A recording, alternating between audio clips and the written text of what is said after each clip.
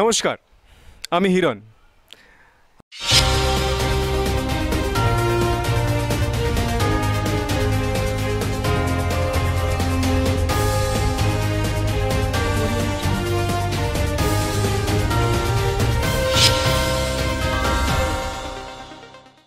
নমস্কার, নিউজিল্যান্ডের পর্দায় আপনাদের স্বাগত। আপনাদের সঙ্গে আমি অর্পিতা। শুরু করছি আজকের বিস্তারিত খবর।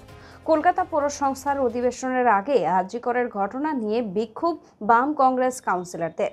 ওয়াকআউট জাস্টিস সংলগ্নে মুখরিত বাম কংগ্রেস কাউন্সিলররা।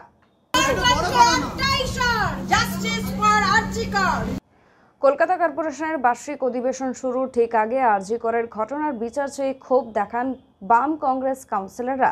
অধিবেশন শুরু হওয়ার পরেই শোক প্রস্তাব শেষ হওয়ার সঙ্গে সঙ্গে বিজেপির দুই বিধায়ক আরজি কর ঘটনার জন্য মুলতবি করার প্রস্তাব দেন। বিজেপির এই প্রস্তাব মানা হয়নি। তারপরে উই ওয়ান্ট জাস্টিস বলতে বলতে ওয়াকআউট করেন সজল ঘোষ এবং বিজয় ওঝা। আরজি করকে বাঁচাতে আসেননি এলাকার বিধায়ক হয়ে, এলাকার বিধায়ক হয়ে তিনি আরজি করকে বাঁচাতে আসেননি, কারণ তিনি ভাঙতে লোক পাঠিয়েছিলেন স্বাভাবিকভাবে।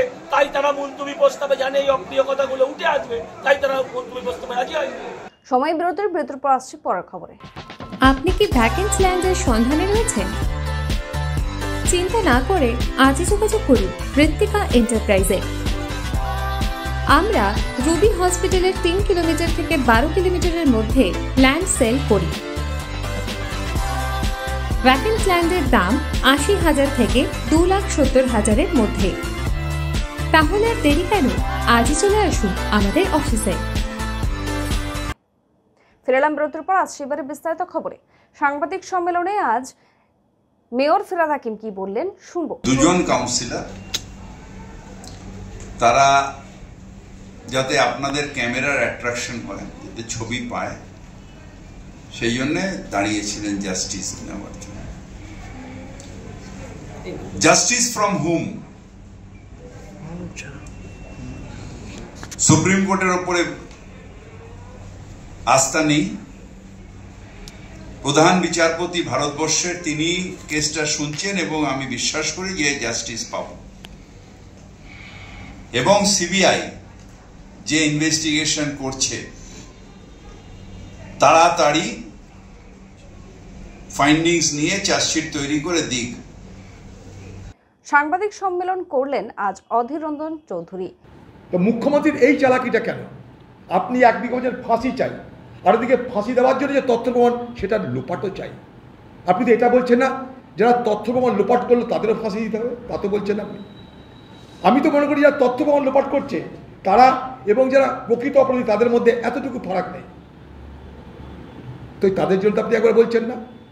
ভালো করে লক্ষ্য করুন আপনারা, যে প্রমাণপত্র লোপাট করছেন না তাদের জন্য কিন্তু মমতা ব্যানার্জির মাথা ব্যথা নাই। বাংলার মানুষকে আজকে যখন বিক্ষুব্ধ, তখন নতুন করে আরেকটা টোপ দিয়ে তাদেরকে বুঝাতে চাইছে, দেখো আমি কত কড়া হয়ে গেছি, তোমরা এবার কত ছেড়ে দাও। সময় বিরতির পর আসছে পরের খবরে। রুবি হসপিটালের খুব কাছে বিমান্তা হোটেলের পাশে Ruby guest house. Ruby guest হাউসে আসলেই আপনারা কম দামে পেয়ে যাবেন রুম ভাড়া। তাহলে আজই চলে আসুন রুবি গেস্ট হাউসে। Ruby guest house. ফিরলাম বিরতির পর আসছে এবারে বিস্তারিত খবরে। সিজিও কমপ্লেক্সে হাজিরা দিলেন আজ আরজি কর হাসপাতালের প্রাক্তন অধ্যক্ষ সন্দীপ ঘোষ।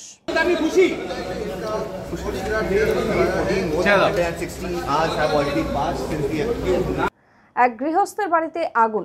জগাছা থানার অন্তর্গত মিলনী পাঠাগার এলাকায় এক গৃহস্থের বাড়িতে আগুন লাগে। আহত 60 বছরের এক বৃদ্ধ। স্থানীয়রা জানায় আনুমানিক 10:30 নাগাদ বাড়ির ভেন্টিলেটর থেকে ধোঁয়া দেখতে পান। ভেতর থেকে ওই বৃদ্ধা চিৎকার শুনতে পান আশেপাশের প্রতিবেশীরা। দরজা ভেঙে তাকে উদ্ধার করেন স্থানীয়রা। যদিও ঘটনার খবর পেয়ে ঘটনাস্থলে পৌঁছায় জগাগাছা থানার পুলিশ ও দমকল। সময় বিরতির পর আসছি পরের খবরে। রিজনেবল দামে ছেলে বা মেয়েরা ফ্যাশনেবল হেয়ার কাট করাতে চান? তাহলে আসতে হবে নিউ বিগ বস পার্লারে। এয়ার কন্ডিশনে বসে ছেলেদের যে কোনো হেয়ার কাটিং এর জন্য দিতে হবে মাত্র 90 টাকা। সাথে মেয়েদের জন্য আছে হেয়ার কাট, পেডিকিউর, ডিটেইন, স্পা, কালার, স্ট্রেটনিং থেকে যে কোনো ধরনের হেয়ার কাটের জন্য বিশেষ অফার নিউ বিগ বস পার্লারে। পাশাপাশি যে কোনো হেয়ার কাটিং এর জন্য মাত্র দিতে হবে 199 টাকা। তাহলে আর দেরি কিসের? পুজোর আগে নতুন ডিজাইনের হেয়ার কাটের জন্য দেরি না করে আজই চলে আসুন নিউ বিগ বস পার্লারে। ঠিকানা। ফিরেলাম বিরতির পর আসছি এবারে বিস্তারিত খবরে। ক্ষুদিরাম বোস কলেজে তৃণমূল ছাত্র পরিষদের ধর্ণা কর্মসূচি।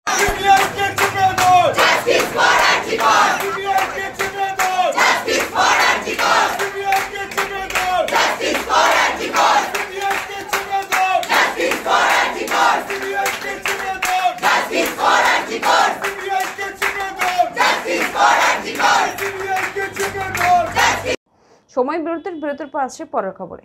ভালো বিউটি পার্লার বা সেলুন খুঁজছেন?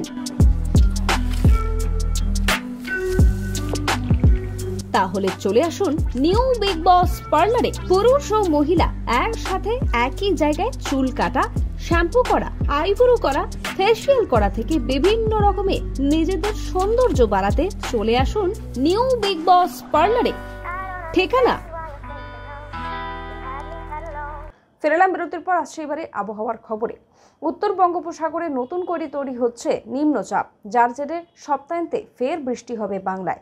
তবে এই মুহূর্তে দক্ষিণবঙ্গে ভারী বৃষ্টির সম্ভাবনা নেই, বিক্ষিপ্ত বৃষ্টি হতে পারে উত্তরবঙ্গে, এমনটাই আবহাওয়া দপ্তর সূত্রে জানা গিয়েছে। খবর এখনকার মতো এই পর্যন্তই। দেখতে থাকুন নিউজিল্যান্ডের খবর মানি আমরা। শুভরাত্রি।